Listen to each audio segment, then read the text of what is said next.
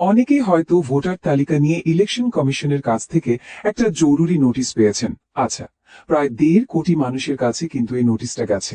যদি আপনার কাছেও এসে থাকে, তাহলে আজকের এই আলোচনাটা আপনার জন্যই। চলুন একদম সহজ করে পুরো বিষয়টা বুঝে নেওয়া যাক, যাতে ভোটাধিকারটা সুরক্ষিত থাকে। 1.5 কোটি, হ্যাঁ, সংখ্যাটা ঠিকই শুনছেন।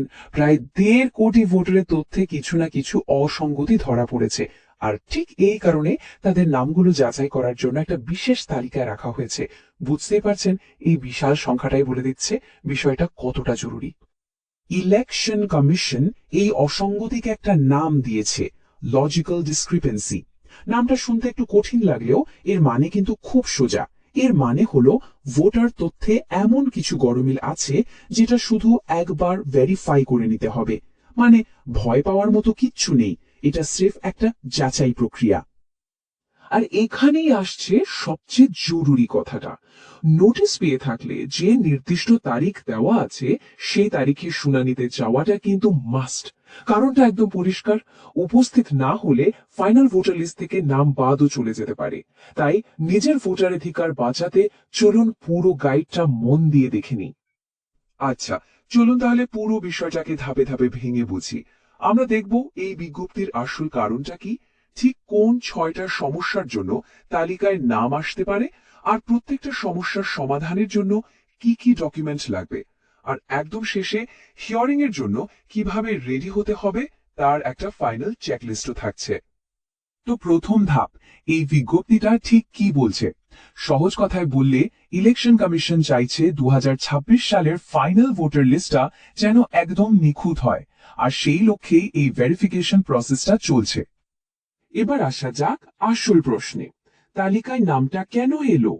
ইলেকশন কমিশন মোট 6টা সম্ভাব্য কারণ খুঁজে বের করেছে। নোটিশের মধ্যে এর কোনো একটা কারণ অবশ্যই লেখা থাকবে। চলুন এক এক করে সমস্যাগুলো দেখি আর তার সমাধানগুলো জেনে নিই। প্রথম যে দুটো সমস্যা, সেগুলো সাধারণত বাবা বা যার সাথে নিজেকে লিংক করা হয়েছে তার তথ্য সংক্রান্ত। চলুন এক এক করে দেখা যাক। সমস্যা নম্বর 1, বাবার নামের বানান। যদি দেখা যায় 2025-এর ভোটার লিস্টে বাবার নামের যে বানানটা আছে সেটা অন্য কোনো সরকারি ডকুমেন্টের সাথে মিলছে না, তাহলেই এই নোটিশ আসতে পারে। এটা খুবই কমন একটা সমস্যা, কিন্তু বেশ গুরুত্বপূর্ণ। এর সমাধান কিন্তু খুবই সোজা। সাথে নিতে হবে মাত্র দুটো জিনিস: এক, আবেদনকারীর নিজের আধার কার্ড, আর দুই, 2002 সালের ভোটার তালিকার সেই পাতাটার একটা জেরক্স কপি যেখানে লিংক করা ব্যক্তির, যেমন বাবার, নামটা ছিল। ব্যাস। এবার সমস্যা নম্বর 2, লিঙ্ক সংখ্যা। ধরুন বাবার নামের সাথে নিজেকে লিঙ্ক করা হয়েছে। যদি দেখা যায় যে সেই একই নামের সাথে 6 জনেরও বেশি ভোটার নিজেদের লিঙ্ক করে রেখেছেন, তখন ইলেকশন কমিশন একটু যাচাই করে দেখতে চায় যে ব্যাপারটা কি। এর জন্য 3টে ডকুমেন্ট লাগবে: আবেদনকারীর নিজের আধার কার্ড, যার সাথে লিংক করা হয়েছে তার আধার কার্ড, আর 2002 সালের ভোটার লিস্টে তার নামের যে পাতাটা আছে সেটার একটা কপি। হ্যাঁ, এখানে একটা কথা, যদি লিংক করা ব্যক্তি এখন আর জীবিত না থাকেন, তাহলে তার আধার কার্ডটা লাগবে না। বেশ, এবার আমরা পরের দুটো সমস্যা দেখব, যেগুলো মূলত বয়স সম্পর্কিত গরমিলের জন্য হয়ে থাকে। এবার আসি বয়স সংক্রান্ত সমস্যায়। সমস্যা নম্বর 3 হলো বাবা বা মায়ের সাথে বয়সের পার্থক্য 15 বছরের কম, আর সমস্যা নম্বর 4 হলো এই পার্থক্যটা 50 বছরের বেশি। দুটোই যেহেতু একটু অস্বাভাবিক, তাই কমিশন এগুলো যাচাই করতে চায়। আর ভালো খবর হলো, এই দুটো সমস্যার জন্যই কিন্তু একই সেট ডকুমেন্ট লাগবে। এই দুটো সমস্যার যে কোনোটার জন্য মূলত 3টে ডকুমেন্ট দেখাতে হবে। প্রথমত, এমন একটা ডকুমেন্ট যেখানে জন্ম তারিখটা পরিষ্কার করে লেখা আছে, যেমন আধার বা প্যান কার্ড। দ্বিতীয়ত, যার সাথে লিংক করা হয়েছে তার নাম আর জন্ম তারিখ আছে এমন একটা ডকুমেন্ট। আর তৃতীয়ত, সেই ব্যক্তিরই 2002 সালের ভোটার লিস্টের পাতার কপিটা।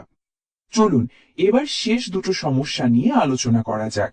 এই সমস্যা দুটো হলো নামের বানানে বড় ধরনের কোনো পার্থক্য নিয়ে। আচ্ছা, সমস্যা নম্বর 5, নিজের নামের বানানেই বড়সড় একটা পরিবর্তন।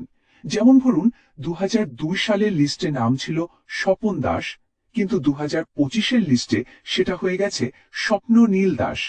এরকম বড় পার্থক্য থাকলে কমিশন নিশ্চিত হতে চায় যে দুজন ব্যক্তি আসলে একই।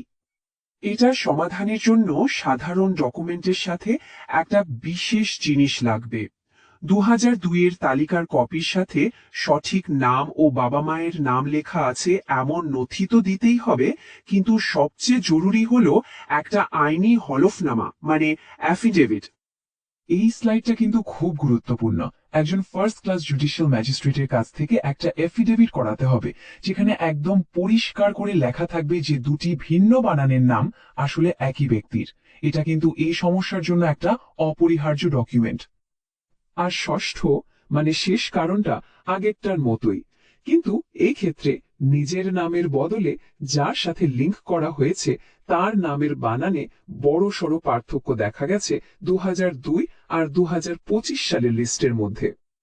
এর সমাধানও ঠিক আগেরটার মতোই।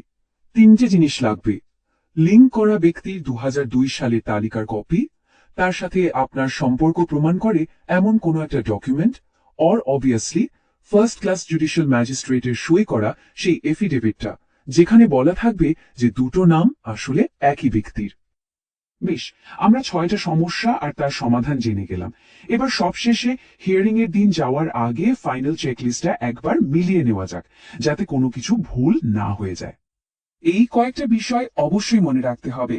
সব ডকুমেন্টের আসল কপি আর জেরক্স কপি দুটোই সাথে নেবেন। জেরক্স কপিগুলোর নিচে নিজের সই বা টিপ সই দিয়ে সেলফ অ্যাটেস্টেড করে নেবেন। ভোটার কার্ড তো নেবেনই, সাথে অন্য সরকারি পরিচয়পত্র রাখা ভালো। আর সবচেয়ে জরুরি কথা হলো, নোটিশে যে নির্দিষ্ট সমস্যাটার কথা বলা আছে ঠিক তার জন্যই যে ডকুমেন্টগুলো দরকার সেগুলো যেন অবশ্যই সাথে থাকে।